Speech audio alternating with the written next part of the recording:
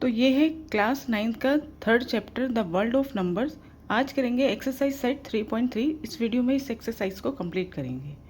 तो first question है proof that the following rational numbers are equals. तो ये हमें रेशनल नंबर गिवंस हैं, हमें इन्हें इक्वल प्रूफ करना है। 4 पार्ट्स हैं इस क्वेश्चन में। तो फर्स्ट पार्ट देखिए 2/3। तो हम ये देख सकते हैं कि ये जो रेशनल नंबर है इसको आगे हम रिड्यूस नहीं कर सकते। क्यों नहीं कर सकते? जब न्यूमरेटर और डिनोमिनेटर का को प्राइम, जब न्यूमरेटर और डिनोमिनेटर क्या हो, को प्राइम हो, तो वो किसी और नंबर से डिवाइड नहीं होते। को प्राइम नंबर जिनका जो कॉमन फैक्टर है वो 1 है, यानी वो किसी भी टेबल से डिवाइड नहीं होंगे। ठीक है, तो इसको तो हम ऐसे ही छोड़ देंगे। अब देखेंगे 4/6। तो 4/6 जो है वो को प्राइम नहीं है, इनका जो कॉमन फैक्टर है वो है 2। जो भी कॉमन फैक्टर होगा उससे हम इस फ्रैक्शन को रिड्यूस कर देंगे।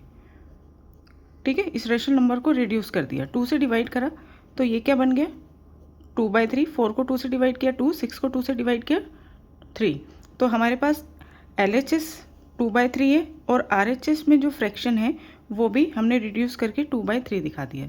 तो ये क्या हो गए, ये दोनों रेशनल नंबर क्या हो गए, इक्वल। ठीक है, नेक्स्ट पार्ट देखिए 5/4। 5 और 4 को प्राइम नंबर है, तो 5/4 यानी कि 5 और 4 किसी भी टेबल में नहीं आते, ये किसी से रिड्यूस नहीं होंगे। सेकंड जो रेशनल नंबर है वो है 10/8। 10 और 8 का कॉमन फैक्टर होता है 2, तो हम इसे 2 से रिड्यूस करेंगे। जब 2 से रिड्यूस करेंगे तो ये आ जाएगा, 10 को 2 से रिड्यूस किया 5 और 8 को 2 से रिड्यूस किया 4। तो LHS भी 5/4 है, RHS भी 5/4 है, तो यानी कि ये दोनों रेशनल नंबर क्या हो गए, इक्वल हो गए। ठीक है, थर्ड पार्ट देखिए -3/5। 3 और 5 का कॉमन फैक्टर 1 होता है, यानी ये को प्राइम नंबर है, तो ये रिड्यूस नहीं होगा। और दूसरी फ्रैक्शन है -6/10।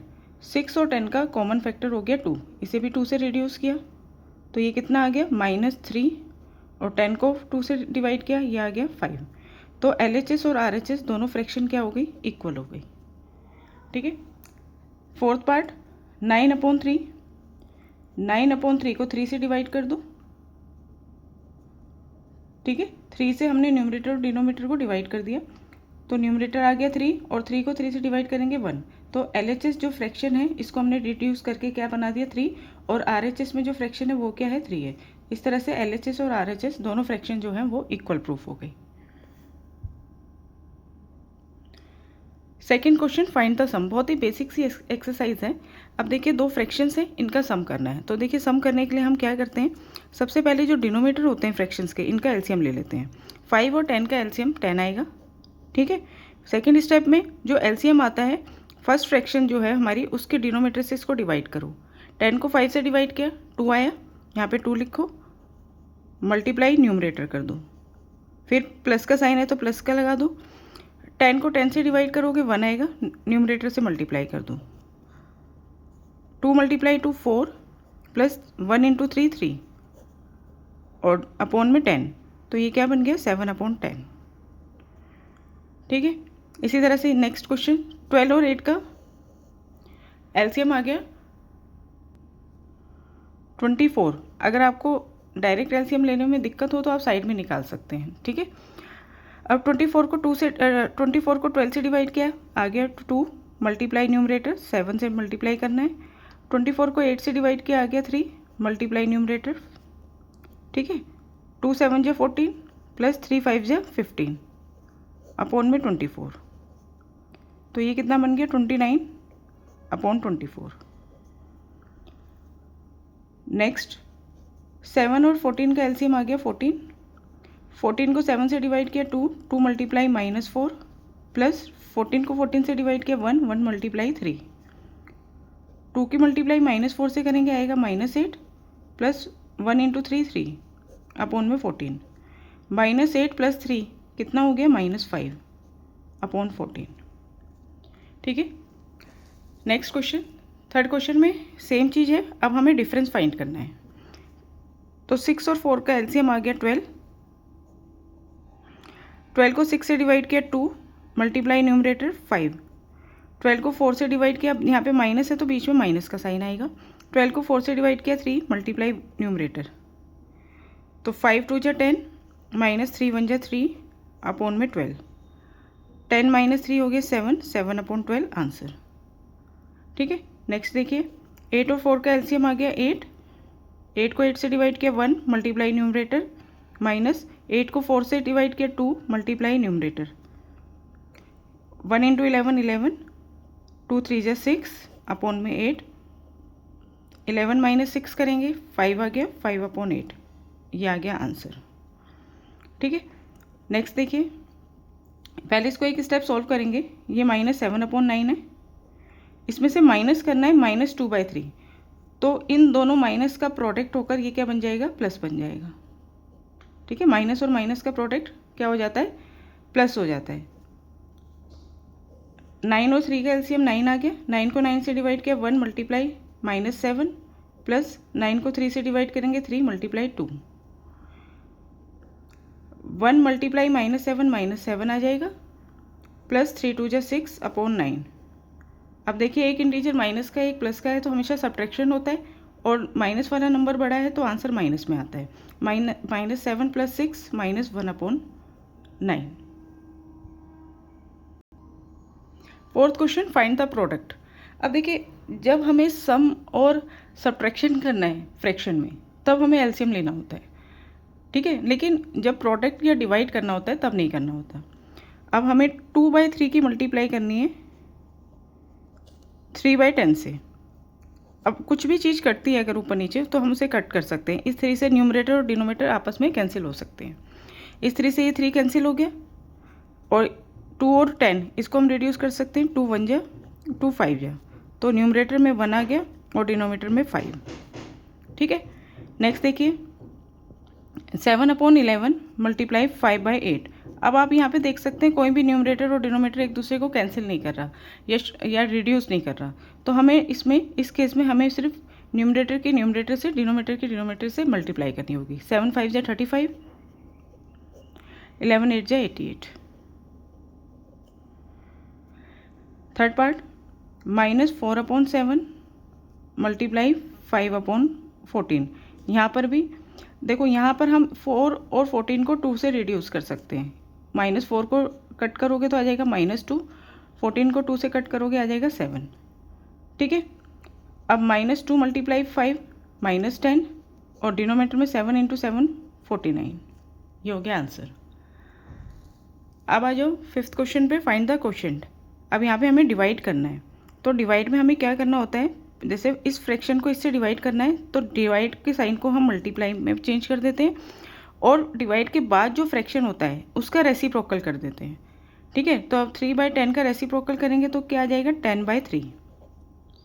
पहला स्टेप ये होता है, फिर आगे जैसे हम मल्टीप्लाई कर रहे थे वही, न्यूमरेटर्स या डिनोमिनेटर कोई भी एक दूसरे को कैंसिल नहीं कर रहा, तो 2 × मल्टीप्लाई 10 20, और 3 मल्टीप्लाई 3 9, ये आंसर हो गया। इसी तरह से यहाँ पे 7/11 डिवाइड के साइन को हम मल्टीप्लाई में चेंज कर देंगे, और उसके बाद जो फ्रैक्शन है इसका रेसिप्रोकल कर देंगे। यहाँ पे भी न्यूमरेटर डिनोमिनेटर कोई कैंसिल नहीं हो रहा, तो सिंपल मल्टीप्लाई कर दो। 7 8 जा 56, 11 5 जा 55। थर्ड पार्ट में देखो -4/7 मल्टीप्लाई 5/14 को हम रेसिप्रोकल कर देंगे 14 अपॉन 5। यहाँ पर हम 7 और 14 को रिड्यूस कर सकते हैं, 7 1 जा 7, 7 2 जा 14। ठीक है, जहाँ पे आप कट कर सकते हैं वहाँ कट कर दो। अब न्यूमरेटर में -4 मल्टीप्लाई 2 -8 हो गया, और डिनोमिनेटर में 1 × 5 5 हो गया। सिक्स्थ क्वेश्चन है, शो दैट ब्रैकेट में 1/2 + 3/4 मल्टीप्लाई 8/3। ये हमें LHS गिवन है, इसको हमें किसके इक्वल दिखाना है, 1/2 मल्टीप्लाई 8/3 प्लस 3/4 मल्टीप्लाई 8/3। अब हम इसमें LHS सॉल्व करेंगे, फिर RHS सॉल्व करेंगे, और ये दिखाएंगे कि दोनों क्या आते हैं, LHS और RHS इक्वल आते हैं, ये हमें शो करना है। तो पहले हम LHS को ले लेते हैं।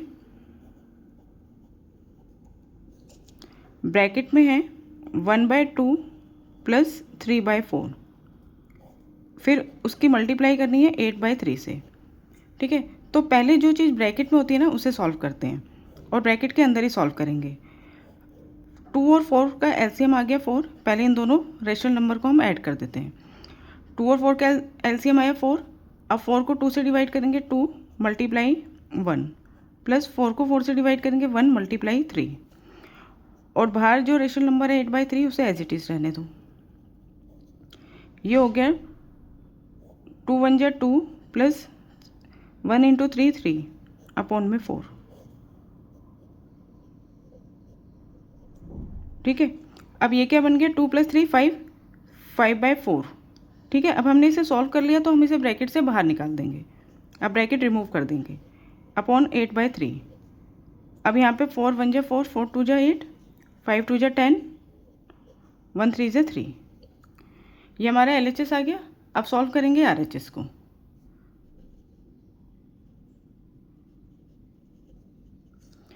RHS है 1/2 मल्टीप्लाई 8/3। पहले ये मल्टीप्लाई करना है प्लस 3/4 मल्टीप्लाई 8/3। अब पहले इन दोनों फ्रैक्शन की मल्टीप्लाई करेंगे और इन दोनों की करेंगे, फिर जो आएगा उसको ऐड करेंगे। तो 1/2 की मल्टीप्लाई 8/3 से करेंगे तो 2 1 जा 2 2 4 जा 8। ठीक है, तो न्यूमरेटर आ गया 4, डिनोमिनेटर आ गया 3 प्लस अब इन दोनों रेशनल नंबर की मल्टीप्लाई कर दो। 4 1 जा 4 4 2 जा 8 और ये 3 और 3 कैंसिल हो गया तो यहाँ बचा 2/1। ठीक है, अब इन्हें ऐड करेंगे। 3 और 1 का एलसीएम 3 आ जाएगा। 3 को 3 से डिवाइड किया 1 मल्टीप्लाई 4 1 को 3 से डिवाइड करेंगे तो 3 आएगा मल्टीप्लाई 2 1 4 जा 4 प्लस 3 2 जा 6 अपॉन में 3 तो 10/3। ठीक है, अब देखिए अब LHS और RHS क्या है, इक्वल है। यही हमें शो करना था। नेक्स्ट क्वेश्चन पे आ जाओ। 7th question, simplify the following using the distributive property. Distributive property क्या होती है? सपोज कीजिए आपके पास है एक नंबर ब्रैकेट में कुछ टर्म्स हैं, चाहे 2 टर्म्स ले लो चाहे 3 टर्म्स ले लो, जैसे A + B ले लें, और ब्रैकेट के बाहर एक टर्म है, या आगे लगा दो चाहे पीछे लगा दो C। ठीक है, तो डिस्ट्रीब्यूटिव प्रॉपर्टी क्या कहती है, जो बाहर जो टर्म है मल्टीप्लाई में उसकी मल्टीप्लाई हर एक टर्म से हो जाएगी। जो ब्रैकेट के अंदर जितने भी टर्म्स हैं ना उससे मल्टीप्लाई हो जाएगी। जैसे C की मल्टीप्लाई पहले A से करेंगे तो ये हो जाएगा CA, फिर प्लस का साइन है तो प्लस का साइन, फिर C की मल्टीप्लाई B से करेंगे तो ये बन जाएगा CB। इसे हम कहते हैं डिस्ट्रीब्यूटिव प्रॉपर्टी। अगर 3 टर्म्स होते हैं तो 3 टर्म्स के लिए करते हैं। ब्रैकेट में कितने भी टर्म्स हो सकते हैं, ब्रैकेट के बाहर जो टर्म्स होगा प्रोडक्ट में उसकी मल्टीप्लाई हम हर टर्म से करते हैं। ठीक है, ये चीज़ हमें इस क्वेश्चन में लगानी है।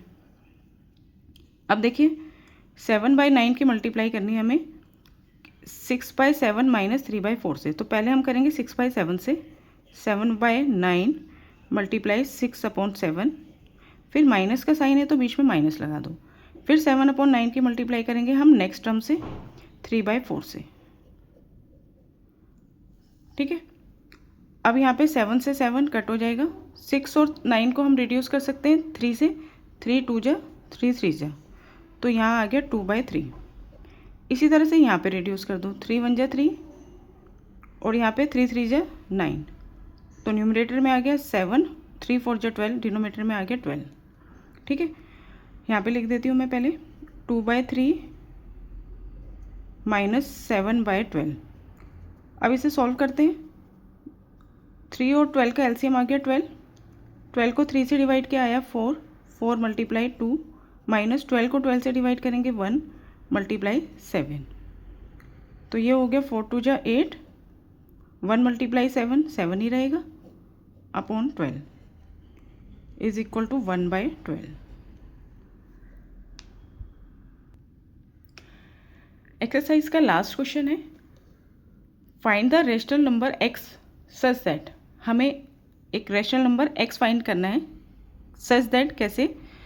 जब 5/6 और ब्रैकेट में x + 3/5 किसके इक्वल है, 5x/6 + 1/2 के इक्वल है। तो हम इसे सॉल्व करते हैं। LHS में डिस्ट्रीब्यूटिव प्रॉपर्टी लगा देते हैं। 5/6 की मल्टीप्लाई 6 से करेंगे तो आ जाएगा 5/6x प्लस 5/6 की मल्टीप्लाई फिर हम 3/5 से करेंगे। RHS को एज इट इज़ रख दूँ,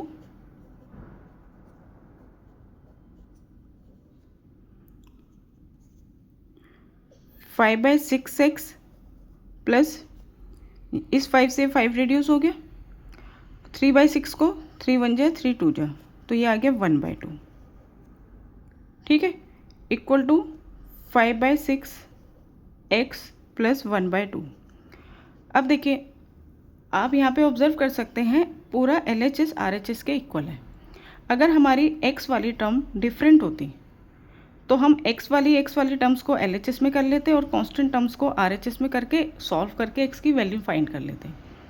लेकिन ये पूरा सेम है, जो x का कोफिशिएंट है वो भी और जो कांस्टेंट टर्म है वो भी सेम है। तो यहाँ पे LHS और RHS सेम है, तो इस इक्वेशन को कोई भी रेशनल नंबर सेटिस्फाइड कर सकता है। यानी कि x की जगह हम कोई भी रेशनल नंबर रखेंगे तो वो LHS और RHS क्या रहेंगे, इक्वल ही रहेंगे। तो हम लिखेंगे since LHS is equal to RHS, so x can be any rational number।